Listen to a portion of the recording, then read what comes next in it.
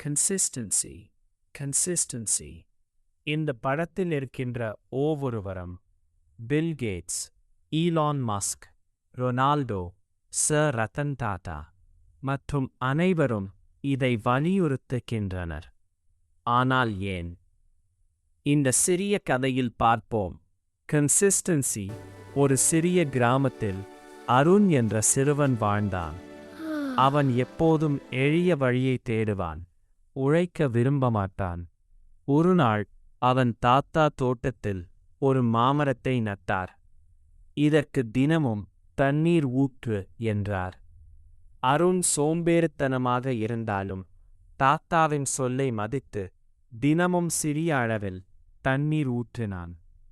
சில மாதங்களில் மரம் பெரியதாக வளர்ந்து இனிய மாம்பழங்கள் கொடுத்தது.